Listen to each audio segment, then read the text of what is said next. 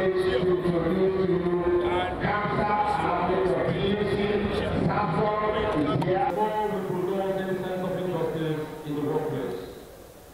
let me tell you, just like I said, I want to take us round again to the historical background of this very wonderful day.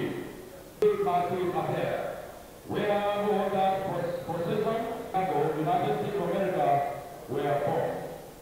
This happened 4 days after the commencement of the strike action of May 18 to demonstrate the legitimacy of the first May for the legal establishment, first May as national holiday in celebration of the International Workers' Day. This is to tell you the President of the Medical and Health Workers Union of Nigeria is here with us live and direct. Are we not blessed? Let me hand over to Madam President who will elaborate further. Your Majesty, you are welcome, sir.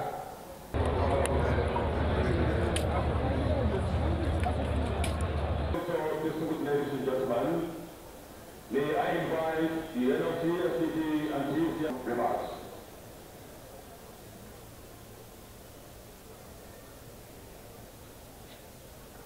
Indian population to celebrate such democratic reversal and antithetics.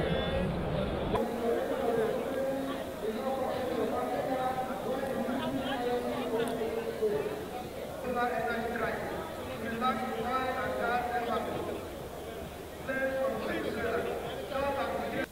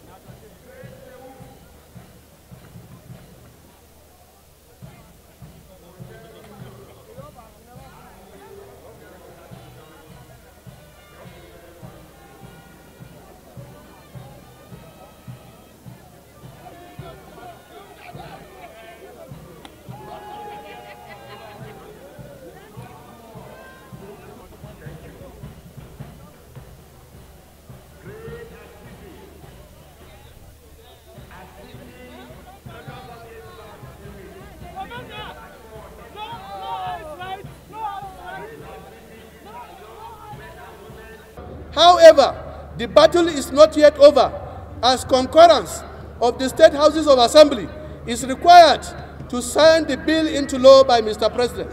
To this end, organized labor, working with leadership of Nolge, Jusun, Pasan, and others affected by those issues have continued to engage vigorously. You could remember that on 7th of April this year, organized labor lay siege at the venue of the meeting of state governors and speakers of the State Houses Assembly to insist that autonomy for local governments, state judiciary, legislators should be part of the agenda for their discussion. We will intensify this struggle until victory, comrade, is achieved. Core labor issues, the national minimum wage. Comrade, as you are aware, the national minimum wage is the income floor enshrined in the laws to safeguard livelihood of income and wage earners. Fellow comrade, the plot by a section of the Nigerian ruling class to kill the national minimum wage by removing it as an item from the exclusive legislative list to the concurrent list came up again very strongly in the process of the current constitutional amendment. Comrades, the leadership of organized labor, TUC and NLC, and all leaders of goodwill took this challenge by the horn and mobilized workers across the length and breadth of this country to resist this evil agenda. As we speak, that agenda has been defeated, and the National Assembly, as the bill that was to remove the national minimum wage bill, did not actually scale the current constitutional amendment, and therefore will not go to the State House of Assembly for consideration. It is very sad that up till now, 4 state comrades are yet to commence the payment of the national minimum wage. Specifically, The culpable state governments are Abia, Taraba, Cross River, and Zamfara State. The states should pay their workers the national minimum wage, which is in the Constitution, and by refusing to do so, it's a violation of the oath of office they have sworn with, because they have sworn to uphold the Constitution of the Federal Republic of Nigeria. We will continue to engage the issues, both on the streets and also through the deployment of legal instruments, because also you are aware that there are clear provisions now in the minimum law to address those issues.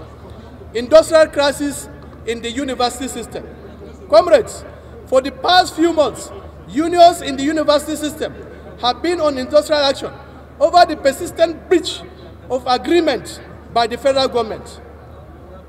The Academic Staff Union of Universities has down tool for over 2 months, and 3 other unions in the university system have also gone on strike in protest over this same issue.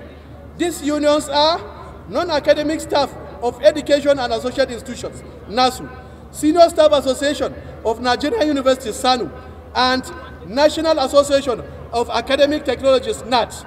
Also, the Academic Staff Union of Polytechnics have served government notice also to down tool. I think it's high time that what NLC have recommended should actually be implemented to address this issue. A high-powered panel, which will include eminent Nigerians, with those unions, to sit down and look at this issue and resolve it once and for all, is better than actually scratching the bottom of the pot. This we recommended and we stand by it. Comrades, the whole issue about this dispute includes renegotiation of the 2009 agreement meant to be reviewed over 3 years. In Labour Palace, collective bargaining agreements have timeline, and in most jurisdictions is between 3 to 5 years. And the 2009 agreement is therefore invalid, it has expired, and demands for renegotiation. Comrades, one of the important issues also in the challenge in the entire university system is the challenge with the implementation of the integrated payroll information system. As I speak to you, even in the core civil service, the Joint Public Service Negotiating Council have also informed us that they are also undergoing the same challenge, where all the third-party deductions. As part of the UN Sustainable Development Goal, we talk about the promotion of sustainable and inclusive economic growth and attainment of full productive employment and decent work for all. Violation of human rights, workers and trade union rights. At the heart of decent work is the freedom of association, the right to organize, workers' right to join union of their choice, set up their own rules, organize their own activities, and manage their own funds without interference by employers or employers' association or even government. Unfortunately, these fundamental trade union rights have been undermined by the employers and government in Nigeria.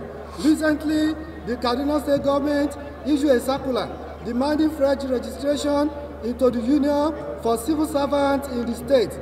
We wrote to the state government to demand that the action of government was defective, illegal, outrageous, and does not stand the rigors of law, logic, and good conscience and public morality. We also have the other instances of violation of workers' rights, especially in the banking, oil, and telecommunication industry.